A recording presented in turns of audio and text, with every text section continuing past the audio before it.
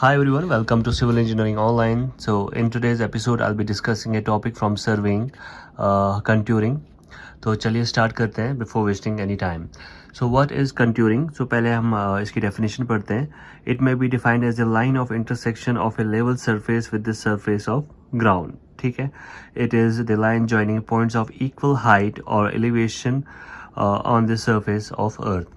ठीक है.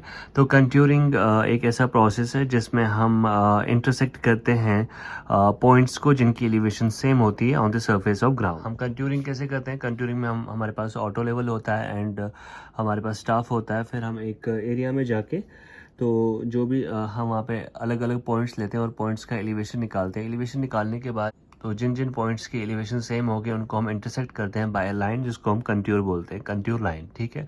तो अब इसके कैरेक्टरिस्टिक्स पे आ जाते हैं. So what are the characteristics of the contour. Contour lines always form close loop either on a map or outside of a map. तो कंट्यूर लाइन हमेशा जो है एक क्लोज लूप में बनती है. एक मतलब सर्कल या आप कुछ भी कह दो, मतलब आप कुछ भी कह लो, तो ये हमेशा एक क्लोज लूप बनती है. अब वो मैप पे है या आउटसाइड ऑफ द मैप है, दैट इज वो सेकेंडरी क्वेश्चन है. Contours are always perpendicular to the direction of steepest slope. अब अगर स्टीपेस्ट स्लोप की बात किया करें, जहाँ पे हमारे ग्राउंड जो है स्टीप है बहुत ज़्यादा, तो वहाँ पे जो कंट्यूर हैं वो हमेशा परपेंडिकुलर होते हैं उस स्लोप के.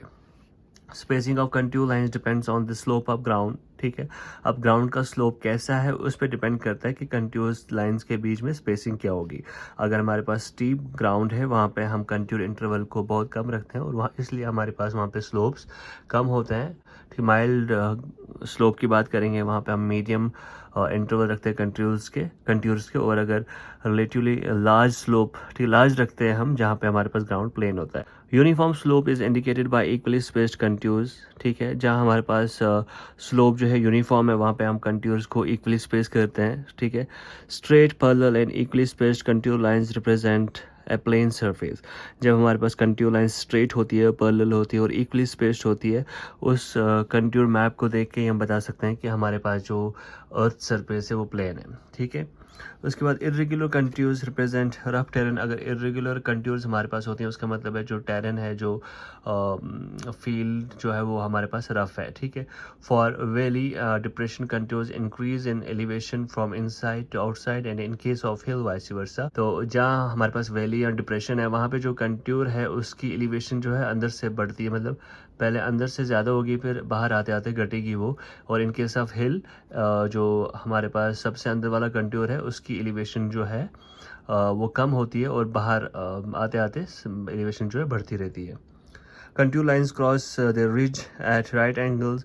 अब अगर हमारे पास रिज है, हिल, तो वहाँ पे हमारे पास कंट्यूर लाइन जो है वो राइट एंगल्स पे रिज को क्रॉस करते हैं और सिमिलरली वैली में भी राइट एंगल्स में क्रॉस करते हैं. Two contour lines can cross each other only in case of overhanging cliff. ठीक है. अगर हमारे पास दो कंट्यूर लाइंस है वो कभी भी एक दूसरे को क्रॉस नहीं करेंगे, बिकॉज एक कंट्यूर लाइन में वही पॉइंट होंगे जिनका एलिवेशन सेम होगा, दूसरे कंट्यूर लाइन में वो पॉइंट होंगे जिनका एलिवेशन डिफरेंट होगा. तो अगर एलिवेशन डिफरेंट है तो कंट्यूर लाइन एक दूसरे को क्रॉस नहीं कर सकते. बट अगर हमारे पास ओवर हैंगिंग क्लिफ है जो मैंने यहाँ पिक्चर में दिखाया हुआ है, तो इस केस में कंट्यूर लाइन जो है वो इंटरसेक्ट कर सकती हैं एक दूसरे को. अब इसके बाद जो है कंट्यूर इंटरवल आ रहा है. So what is contour interval. Constant vertical distance between two consecutive contours is called contour interval. Constant vertical distance दो कंसेक्यूटिव कंट्यूर्स के बीच में, अगर एक कंट्यूर की पॉइंट्स पे एलिवेशन 100 है और दूसरे को 110 है, तो 110 माइनस 100 जो है, जो 10 सेंटीमीटर का गैप आ रहा है, वो हमारे पास वर्टिकल इंटरवल है. अब हॉरिजॉन्टल इक्विवेलेंट क्या है. Horizontal distance between any two adjacent contours is termed as horizontal equivalent. Horizontally हमने कितना डिस्टेंस, कितना स्पेस उनके बीच में रखा है, उसको हॉरिजॉन्टल इक्विवेलेंट बोलेंगे. जैसे अभी मैंने आपको यहाँ बोला, अगर हमारे पास ये कंट्यूर, एक कंट्यूर मैप हमने यहाँ पर ड्रॉ किया हुआ है, तो इनर जो एलिवेशन है पॉइंट्स का वो है 70. फिर जैसे जैसे हम बाहर आएंगे 75, 80, 85. ठीक है. तो इसका मतलब यहाँ पे डिप्रेशन इंडिकेट करता है. इसकी यहाँ मैंने प्रोजेक्शंस ड्रॉ करके यहाँ पे मैंने इसको शो किया. देखिए ये डिप्रेशन इंडिकेट करता है. और अगर इन केस आप यहाँ पे हिल के केस में अंदर वाला जो एलिवेशन है वो ज़्यादा होता है, मतलब अंदर वाले पॉइंट का एलिवेशन ज़्यादा होता है 60, 55, फिर आते आते वो सब्सिक्वेंटली कम होते रहते हैं। एंड इस केस में जो है हिल वो इंडिकेट करता है। ठीक है, रिज लाइन ये है। ठीक है, अगर हमारे पास टॉप लाइन है और यहाँ से हम कंट्यूर ड्रॉ करते हैं तो रिज लाइन पे हमेशा जो है पीक, ठीक है, इस पे जो भी इंटरसेक्ट करेंगे कंट्यूर लाइंस वो राइट एंगल पे करेंगे और वैली पे भी सेम होता है, राइट एंगल पे करेंगे। सो ये एक टॉपिक था कंट्यूरिंग में।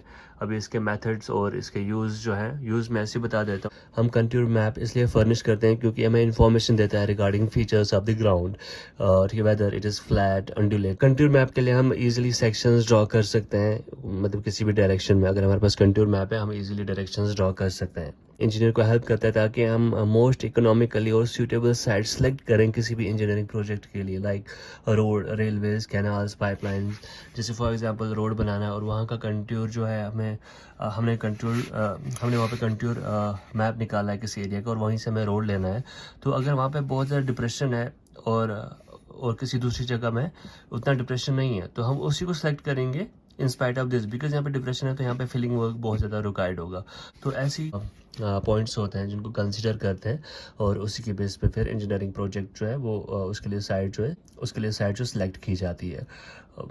ठीक है, और कैचमेंट एरिया या कैपेसिटी ऑफ रिजर्वायर जो है उसको भी हम डिटरमाइन कर सकते हैं कंट्यूर मैप से। ठीक है, कितना, मतलब अगर हमें एक रिजर्वायर का वॉल्यूम निकालना है तो कैसे निकालेंगे, हम एक कंट्यूर मैप की हेल्प से निकाल सकते हैं हम इजीली। तो ये कुछ यूज़ थे कंट्यूर मैप के जो मैंने आपको बताए एंड आई होप आपको ये समझ में आया होगा। अगर कोई भी डाउट आपको रहता है प्लीज़ आप कमेंट कर सकते हैं, तो मैं वहाँ पे ट्राई करूँगा आपको रिप्लाई करने का।